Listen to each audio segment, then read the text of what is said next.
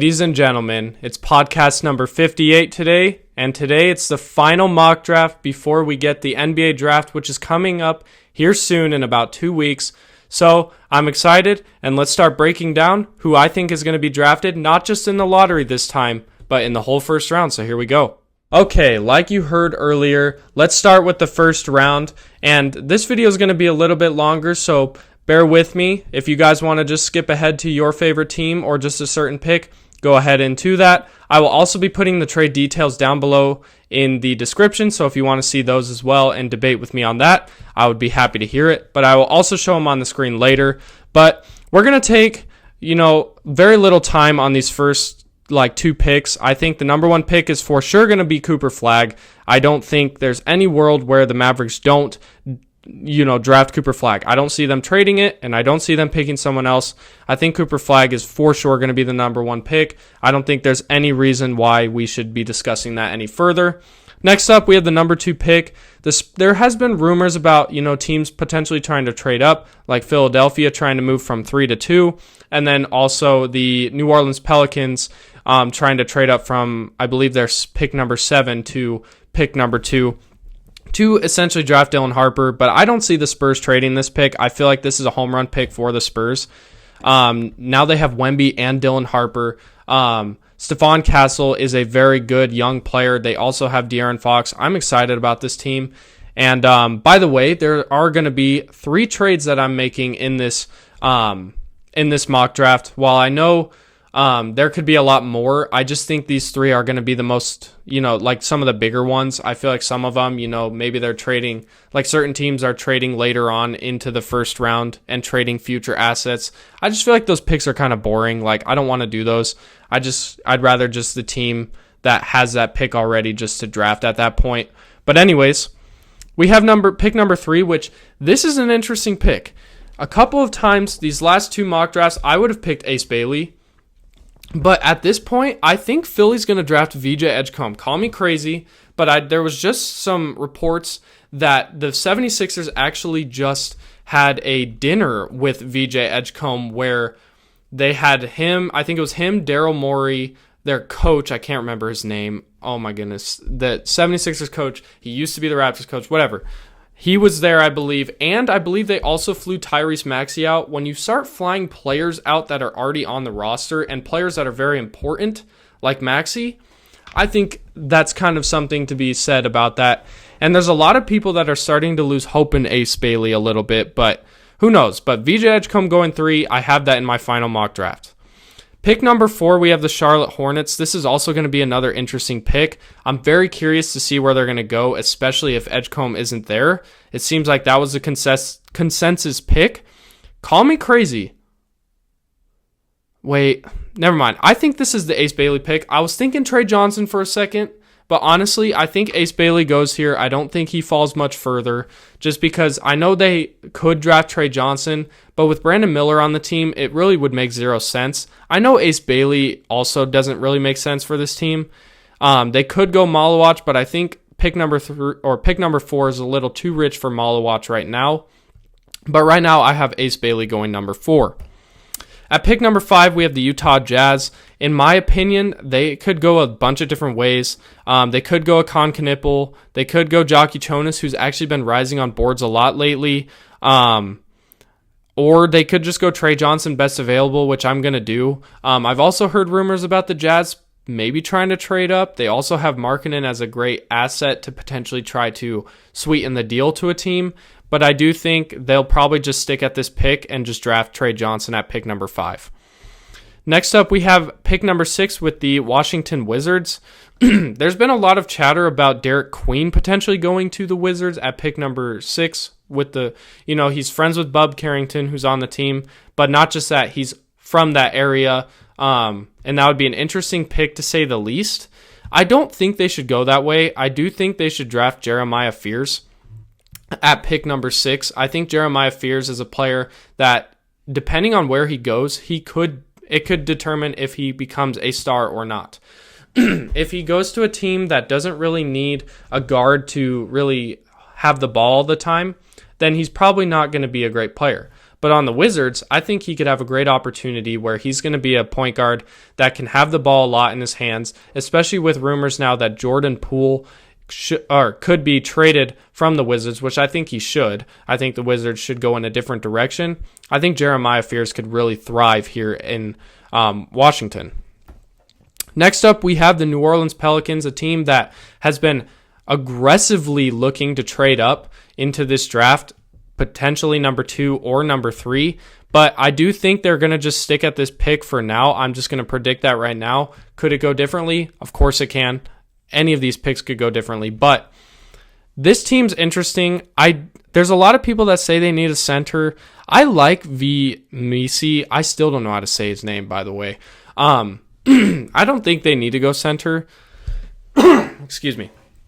But, I think the big question right now is what's going on with Zion. I think they're going to get that figured out. But I think a big question is who's going to be the point guard to replace DeJounte Murray as of now? Is DeJounte Murray even going to come back this next season? Who knows? So I do think they should try to draft as a replacement. I think Jeremiah Fears would have been an excellent player at this point. But I think there's probably 2 players that they could really go with here. And that's Kaspers Jokic or Con Knipple. And if you ask me, I think you go Jokic. I think Jokic is an excellent player. Actually, in my recent mock draft, I don't even think I had him going in the lottery. So this is a significant increase since the last time I had this mock draft. But I think Jokic could be a really solid fit for a Pelicans team that doesn't necessarily need like some crazy scorer. They need more of a facilitator, and I think Jokic might be able to do that. You could debate Con Knipple, but I do think Jokic could do that too. Guys, I apologize. I'm dying over here. Just kidding. Anyways, next up we have the Brooklyn Nets. I think this is a kind of obvious pick. I think this is the Malawatch, where Malawatch goes. There is a lot of rumors that Nick Claxton's probably going to get traded this offseason, which makes sense. And I think moving on and going with Malawatch would be an excellent addition to the team. And I really like this for the Brooklyn Nets. And so far, still no trades yet, but we're getting close. Don't worry. Next up, we have the Toronto Raptors, which this also could be a team that could be looking to either trade up or just trade this pick in general to try to get a star. This team's building solid. They could definitely be a team for Giannis, which, spoiler alert, I do not have any Giannis trades in this mock draft, so don't get your hopes up on that. But I feel like Con Knipple would actually not be a horrible addition to this team because he's already fallen this far. He's kind of a player that you don't necessarily need him to be an on-ball type of guard. I know they already have RJ Barrett and Emmanuel Quickley, but let's be real, it seems like the Raptors don't even want to keep RJ Barrett, so let's just draft Con Knipple right here. I think this is not a bad pick for the Raptors at all, and I think this could really benefit them in general. Because Con Knipple, even when Cooper Flagg was healthy, he showed he can make a positive impact on the floor no matter what. So I think Con Knipple's a great pick. Next up, we have the Houston Rockets, and this is where I'm going to have my first trade of the day. Let me get this pulled up because I want to make sure that we are getting the exact trade. I apologize. I'm having some technical difficulties here. But we have the Houston Rockets trading, and I'll put the trade up real quick right now so that you guys can see it, but I'll basically have the Houston Rockets trading the number 10 pick with the Brooklyn Nets, where they will be trading the 10th pick to Brooklyn, and Brooklyn will be sending the 19th overall pick. And let me just get in the notes here. So Nets receive Dillon, Brooks, and the 10th pick, which they've actually shown the Nets have actually shown a lot of signs of drafting or trying to get into a second lottery pick. And I think this is a great opportunity where the Rockets then get Cam Johnson and the 19th pick in the draft. So we're going to send that in, trade picks. Trade picks. And so now Brooklyn will be on the clock. So I'll put that up on the screen so you guys don't have to see me struggle a lot. I might still show that anyways, because why not? But now we have the Brooklyn Nets picking at pick number 10. This is really interesting. I think the Nets now, after drafting Malawach, I think this is a chance for them to kind of have another opportunity to maybe draft a guard. But in my opinion, there's not the best guards available right now, especially for the 10th pick value. You could draft Derek Queen. Doesn't make sense, though, with Malawach. Murray Boyles doesn't make sense, especially for a rebuilding team. So in my opinion, I think this pick could easily go to Noah Esengay for the Brooklyn Nets. I think this is a really good deal for the Nets as well. I think Noah Esengay has really been improving lately, and he's shown a lot of flashes to where he could be a very solid 3-and-D player. He's got a high motor. I really like how he plays. He also showed off his jump shot a little bit these last couple of months, so I think this is a good pick for the Brooklyn Nets. With the 11th pick, we have the Portland Trailblazers, where this could go a lot of different ways. I think the Trailblazers are going to make some decent moves this offseason. I think they need to look to trade DeAndre Ayton. Jeremy Grant should definitely be looking to potentially get moved on from. Anthony Simons, I think, will be on the move. Same with Robert Williams, maybe even Matisse Thybulle. There are a lot of players that could be traded here. In my opinion, though, I think this is the Carter Bryant pick. I think Carter Bryant getting picked at pick number 11 is just an excellent pick for the Trailblazers. It just adds another 3-and-D wing that they could definitely use on this team. I know they have Kamara, but Carter Bryant would be a great player to come off the bench, just be able to hit his shots, just a great athlete. He's a great defender as well. I just really like Carter Bryant going here at pick number 11. Next up, we have pick number 12 with the Chicago Bulls.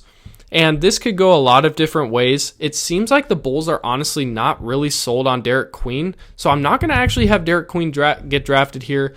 I know it's probably the best pick for the Bulls. But in my opinion, I just don't think the Bulls are really sold on him, especially with how they're trying to play and how Billy Donovan runs that team. I think they're going to stick with Yegor Demon. I think he's a player that is going to definitely be a project player. But if he pans out, he could be one of the better players in this draft. I remember earlier on this year in basketball in general, we saw Yegor Demon mocked at pick number 3 at some point. I don't even I don't remember what time of the year that was. That was kind of at the beginning when he was shooting lights out. But still, if he can find his jump shot in the NBA, he could be a very solid player. He's going to have to fill out with his weight, and it doesn't even show the weight there, but he's very thin for his height, especially at 6'9". But in my opinion, I think he could be a very solid player. He's just going to take a couple of years. He's very raw, but I do think this would be a great pick.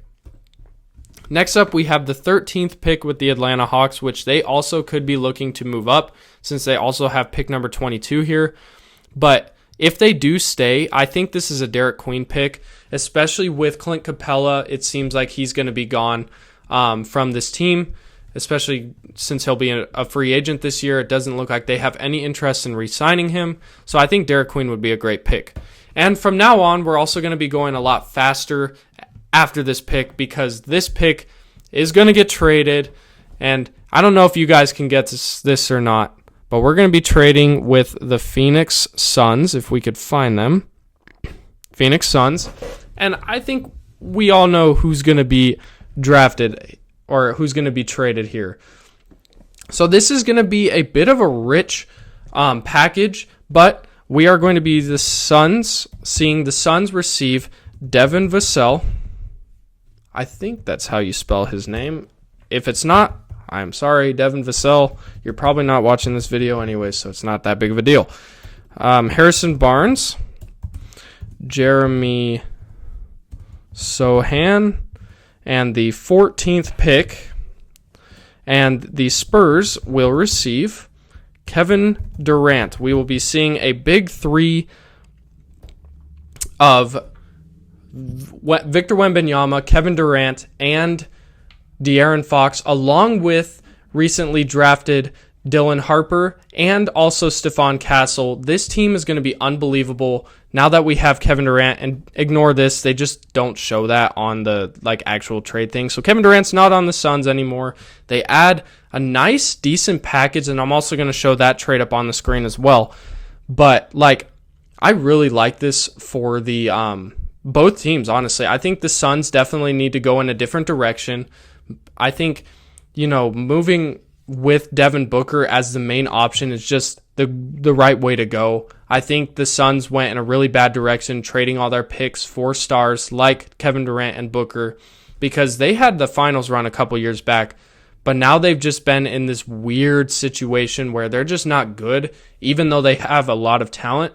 I think it's time to move on from Kevin Durant, get some young assets, get some draft picks going, and start building young again, and building with Devin Booker, who's still relatively young. And at this pick, they could go a bunch of different ways. I do think Murray Boyles could also be a player that could end up being solid for them. But in my opinion, I kind of like Jace Richardson going here. But because they have Sochan now, so Asa Newell probably wouldn't make sense. You know what? We're going to do Jace Richardson. Why not? Jace Richardson could be a very solid player for the Suns. He's a very crafty, he's a very high energy guard. He's a player, he's probably going to be a shooting guard in this league. Unfortunately, I think he measured 6'1" without shoes on, so that's very concerning because he's not the best playmaker. So I don't know if that's going to be a limit. That's going to drop his ranking a little bit, but I do think the Suns could take a little bit of a shot at him. And now it's time to go towards the rest of the first round, which we only have one more trade coming. It's coming soon, but we're going to kind of fly through the rest of the first round because guess what? A lot of these teams are just going to be drafting best team fit, not really going off of upside at this point. Next up, we have the Oklahoma City Thunder and Six Rings of Steel. I don't know if you watch his videos. It's SROS if you want to watch his videos. Shout out to him, by the way.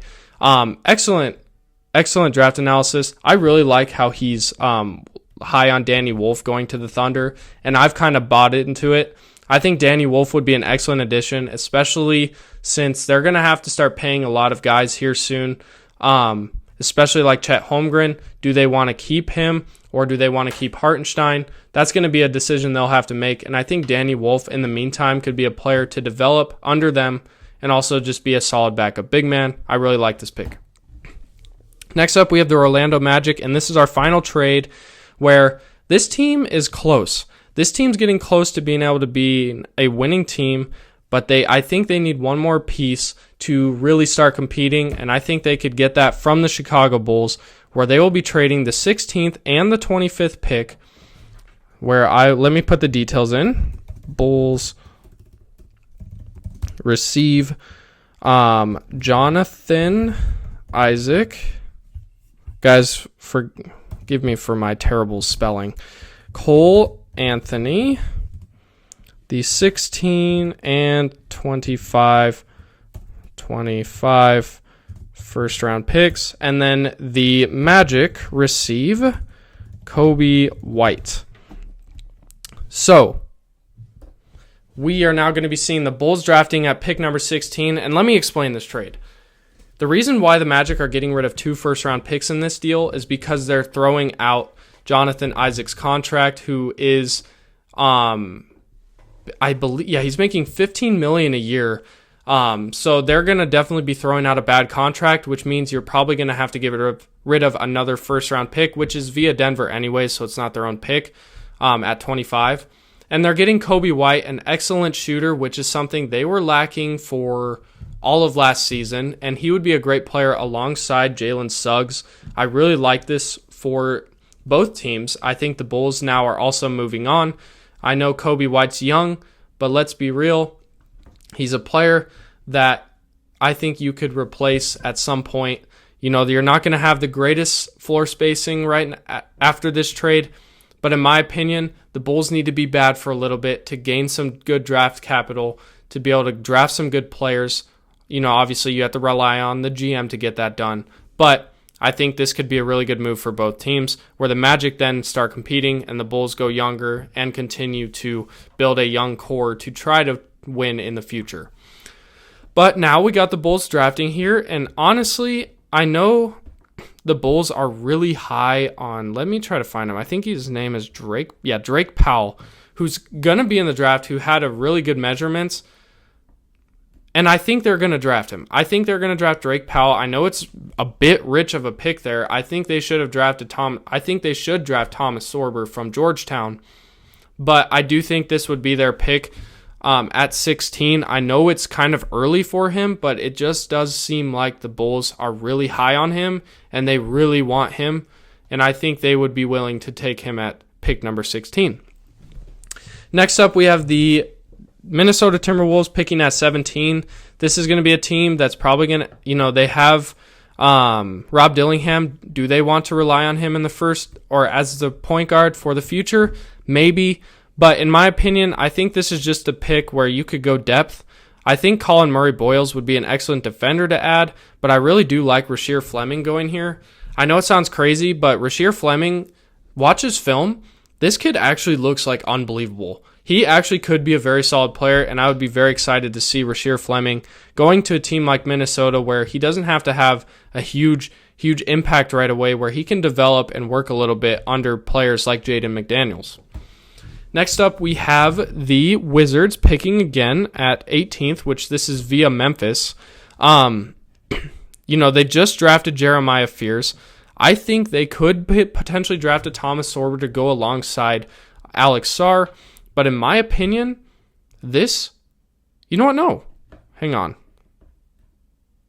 I think this could be either Colin Murray-Boyles, Asa Newell, or Sorber. McNeely's kind of rich. I do think they're going to try to trade, oh my goodness, guys, I am drawing a blank. Corey Kispert. This is a long episode.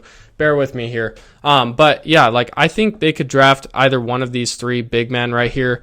I think if I were to go with upside, I would definitely go Asa Newell. He's younger. He's also shown off a decent ability to be able to shoot the ball well, while also showing great abilities on defense with his IQ. And I think that's something the Wizards could definitely bet on. And at pick 18, I think that's great value for Asa Newell.